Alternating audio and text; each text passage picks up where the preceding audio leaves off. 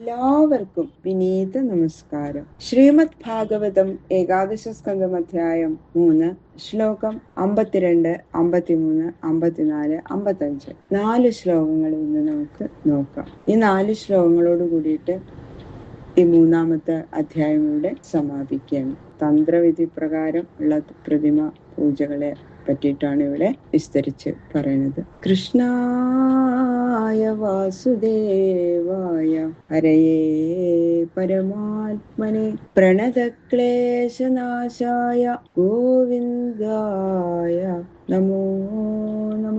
കോമളം കൂജയൻ വേണു ശ്യാമളോയം കുമാരക വേദവേദ്യം പരം ബ്രഹ്മ ഭാസതാം പുരതോ മമ. ഓം നമോ ഭഗവതേ വാസുദേവായ. ഓം നമോ ഭഗവതേ വാസുദേവായ. ഓം നമോ ഭഗവതേ വാസുദേവായ.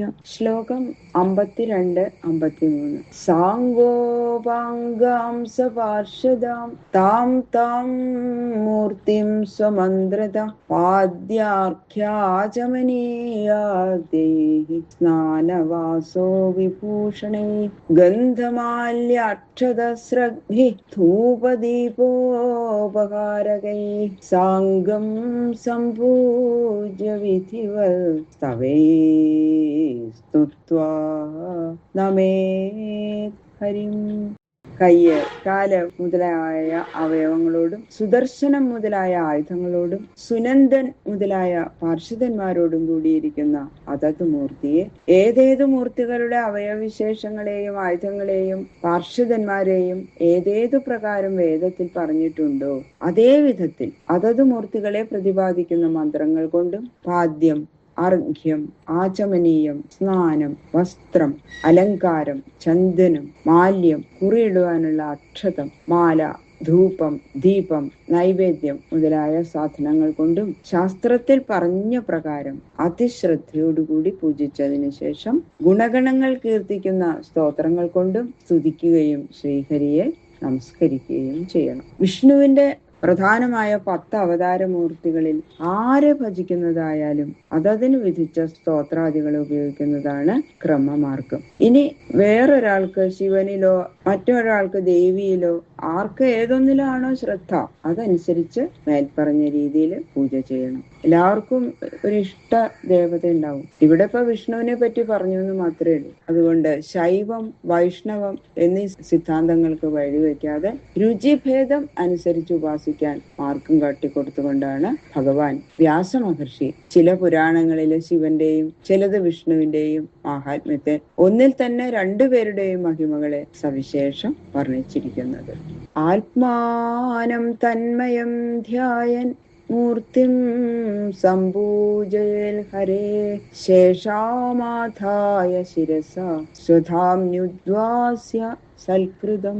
ഉപാസകനായ താൻ ഭഗവാന്റെ സ്വരൂപത്തിൽ നിന്ന് ഭിന്നനല്ല, താനും ഭഗവാനും ഒന്നു തന്നെ എന്ന് തന്മയനായിരുന്നിട്ട് മുൻഭാഗത്തിലുള്ള വിഷ്ണുബിംബത്തെ പൂജിക്കണം. ഞാനും ഭഗവാനും ഒന്നാണ്, അല്ലെങ്കിൽ ഞാൻ ദേവിയും ഒന്നാണ്, ഞാനും മഹാദേവനും, ഇങ്ങനെ മനസ്സിൽ സങ്കല്പിച്ച് പൂജിക്കണം. പൂജാവിധാനാനന്തരം ഭഗവത് ബിംബത്തിൽ ചാർത്തിയ മാല, ചന്ദനം മുതലായവ എടുത്ത് താൻ അത് ധരിക്കണം. തന്നാൽ ആവാഹനപൂർവം പൂജിക്കപ്പെട്ട ഭഗവാനെ തന്റെ ഹൃദയകമലത്തിലോ ഭഗവാന്റെ ബിംബത്തിലോ ലയിപ്പിച്ചിട്ട് പൂജാവിധിയെ സമർപ്പിക്കുകയും ചെയ്യണം. ഏവം അഗ്ന്യർക്കതോ യാദോ അതിഥോ ഹൃദയേ ജയ യജതീശ്വരമാത്മാനം അജിരാത് മുച്യതേഹി സ.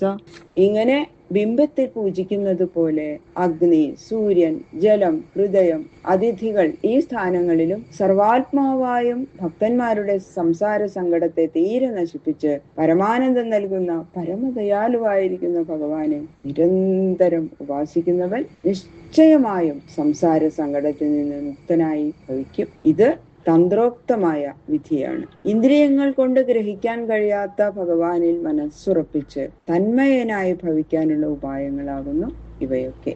അതിസൂക്ഷ്മ ബുദ്ധികളായവർക്കും അല്ലാത്തവർക്കും സങ്കട നിവൃത്തിക്കുള്ള ഈ ക്രിയായോഗം ഇങ്ങനെ നവയോഗീശ്വരന്മാര് രാജാവിന് ഉപദേശിച്ചു.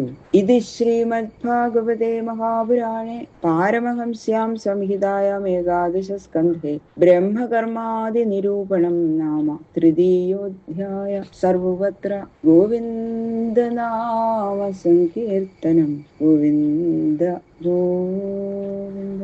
ഈ മൂന്നാമത്തെ അധ്യായം ശ്രീകൃഷ്ണ ഭഗവാന്റെ ശ്രീപാദങ്ങളിൽ സമർപ്പിക്കുന്നു. കായേന വാചാ മനസേന്ദ്രിയർവാ ബുദ്ധ്യാത്മനാ വാ പ്രകൃതേ സ്വഭാവാൽ കരോമി യത് സകലം പരസ്മൈ നാരായണായേതി